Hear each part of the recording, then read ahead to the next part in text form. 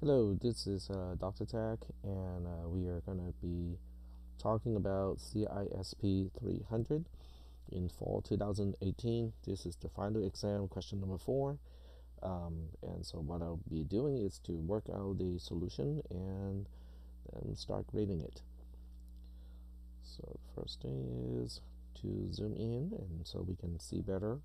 Um, so, I have the algorithm also displayed on the right hand side. This way, I can keep an eye on the algorithm as I work out the trace. All right. So let me turn my computer into tablet mode, and so I can actually draw stuff and work on it like a piece of paper. All right. So a few things. Okay. So we want to look at the algorithm and analyze it a little bit before working on it. We notice one thing is F1 is recursive because within F1 it is calling itself. Okay, so if it is recursive, then we kind of have to prepare to leave quite a bit of space, because that's how most recursive algorithms will work out. Um, there are no global variables. Okay, there are two parameters with names. One is I and one is j, and those are the only names referred to within within the subroutine itself. And you can also see how main as a caller is specifying the initial values of those parameters. Um, yeah, so let's go ahead and get started here. Um, because of the way I allow people to specify the line number, there's no need to actually copy and paste. So we're going to use a relatively narrow line number column, just because there's not much space on this page. The second thing is we also do not need to name the columns because there is no passing by reference in this particular question. Both I and j are passed by value, so there's no need to label the columns, which kind of helps a lot because otherwise we will need quite a bit of additional space to do it. Um, so let me scroll down a little bit here so I can focus on just the area. We do need a comments column because there is a condition on line 128 to evaluate, and we kind of need to indicate what it is like. So we'll need that. So we'll need a column for comments. And since I have a ruler tool, might as well use it here. All right. Okay, let me make the line a little bit better. There. All right. So we start with the precondition. So we have a precondition, and there's nothing to say because we have no global variables. The first line to execute is line 136, and we're invoking main. In this case, we can just use a return line number back to post. And if you want to use a return info to post, that's fine too. It is not wrong. So we'll use the ruler tool again. There we go. All right. So once we get into the main subroutine, there are no local variables, and then we continue execution on line 134. And on that line, we have a print and an invoke. So until we know what the return value of the invoke is going to have, we can't really print. So we need a return info in this case when we call the subroutine or invoke the subroutine F1. So we'll need a return info back to line 134, and we're going to print whatever the return value is. So this one is relatively easy to specify. We have two parameters to specify as well. One is I and one is j, so they will take up additional columns. Here's I and here's j, and I'm going to use my ruler to help line up the values of those parameters. Okay, 64 is I, and then 4 is J. There we go. So this is how we set up all three columns for the first invocation, and then we get into the subroutine on line 128. So line 128 is the next line to execute. We evaluate the condition I is less than or equal to 1. I is 64 is definitely not less than or equal to 1, so I is less than or equal to 1 is false. That will get us to the else statement, which is on line 131. It's a return statement, but we can't really do anything until we know what the recursive invoke is going to return. So here we have to set up more columns for the recursive call. So we have return info, this time returning back to line 131, and we're going to return 1 plus whatever the return value is. And every time we call f1, we need to set up parameter I as well as parameter j. So let's go ahead and draw some lines here. All right, j is just passing whatever j has, so it's just whatever it's for in this case. But I is the one that is going to be interesting, because instead of using I to pass to I am using the floor of I divided by j. I don't think the floor symbol is actually needed in any of the variations of this question, because I kind of made sure that I is always a power of j, except for the last one. Okay, except we'll get to that. All right, so 64 divided by 4 is 16. And now we get back to the beginning of the subroutine again on line 128. I is less than or equal to 1. It's false again. And then we get to line 131 again. So we allocate additional columns. Return info is back to line 131. And we're going to return 1 plus whatever the return value is, and then we have I and j as parameters again. I is going to have a value of 16 divided by 4, which is 4. J is just 4 itself.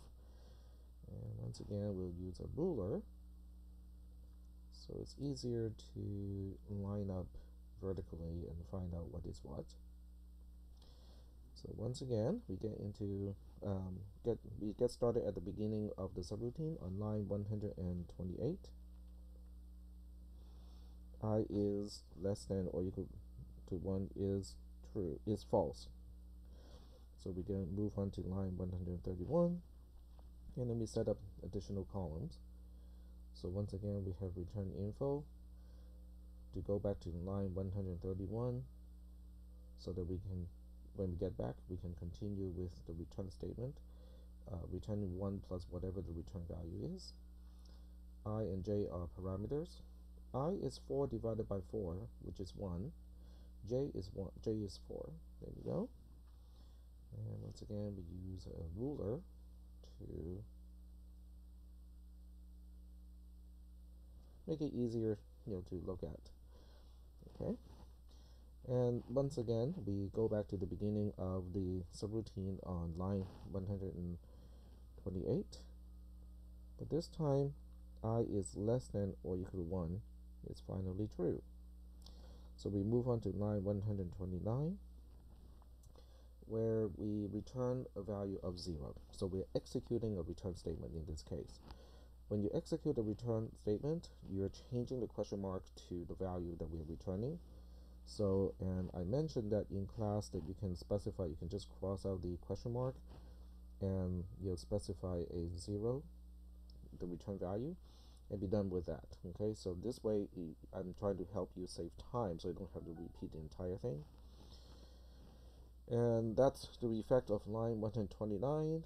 After the return statement, there's nothing after the conditional statement to execute other than one line 133, which is the end of the subroutine. So we go to one line 133. It's got two things to do. First of all, you have to indicate that when we get back to line 131, this is what it's going to look like. Okay, so I allow the use of this representation. And in addition, we also have to deallocate the three columns corresponding to this particular invocation. And I also mentioned in class that you can just use a single horizontal bar across the columns that we are deallocating, and that's fine. Okay, not a problem. So now we get back to line 131, but line 131 is going to look like this now. It is not returning 1 plus question mark, it's returning 1 plus 0. 1 plus 0 is just 1. So that means we are now going to return a value of 1. We're executing a statement of returning 1.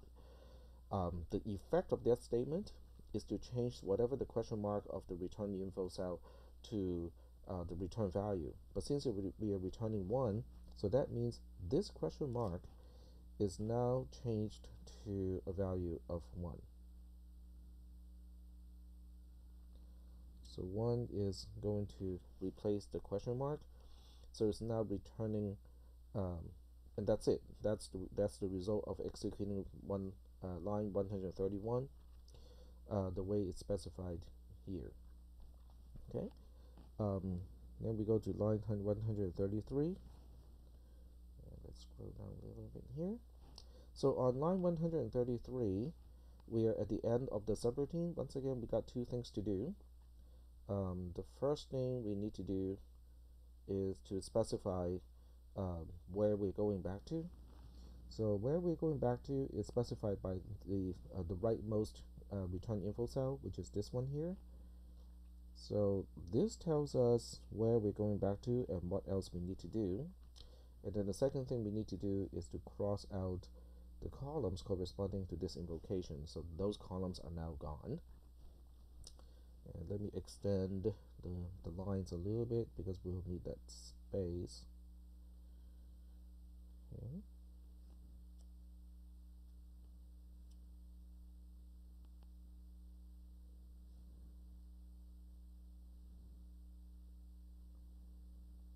Okay. So now we are back to line 131, but line 131 is now looking like this, which is return 1 plus 1. That's just returning 2. Well, when we execute a statement that says return 2, we are, I accidentally touched the other part of the screen. Okay, so getting back to this. When we execute a return statement, a return 1 plus 1, we are returning a value of 2. So what we do is we look up the rightmost return info cell. That's going to be this one here. And we change the question mark to the value that we are returning, which in this case is 2. So, oops, I'm using the wrong tool here. Okay, so we're returning a value of 2. So 2 is used to replace the question mark here. So now we're, that's it. Okay, that's what, okay. I specified 2 on the wrong row. Okay, 2 is supposed to be here. Okay, and it is replacing the question mark over here. And that's it. We are not going to say, oh, 1 plus 2 is 3. This is not the right time to do it because we are not executing this return statement. We're actually executing this return statement, so it's different. Okay, so now we move on to line 133. Once again, we got two things to do. We look up the rightmost return info cell and then we copy and paste it to line number because that tells us where we're going back to and what else we need to do. And then the second thing we need to do is to deallocate those columns. That's it. This is how we represent that. And now we're back to line 131, but line 131 now looks like this. which is returning 1 plus 2, which is returning 3. So when we execute return 3, when we execute return 3, we are looking up the rightmost return info cell, which is now this one here, and replace the question mark with a value of 3. So we replace this question mark with a 3, and that's it. That's what we do when we execute a return statement. Just change a question mark and we're done. Then we move on to line 133, which is the end of the subroutine itself. Once again, we got two things to do. Look up the rightmost return info cell, which is now this one, and indicate that this is where we're going back to. And then the second thing we do is to okay, now I need to know I've done it. Okay, that, and I also want to have my picture back. There we go. So we also have to deallocate the columns accordingly. So we're deallocating these columns. So now we are back to line 134, but it looks like this now. Line 134 says print 3. So in the comments column, okay, right here, we just say print a value of 3. And that's done. We are done with line 134. And then we go to line 135. That is the end of a subroutine. So we got two things to do. We have to indicate that we are going back to post. There's no need to write an arrow in this case because we can just so you can choose between copy and pasting or using the arrow. So in this case, I'm just copying and pasting. And then the second thing we have to do is to indicate that the main subroutine is done. So the return line number is now deallocated. So that would be corresponding to this column. And now we are on the post, which means we are all done. So this is one representation of how the trace would look like. Obviously, for those of you who want to copy and paste the actual return info cell, okay, let me use a color here. So if you want to copy and paste the return info cell from here to here, and then change the question mark, and then from here to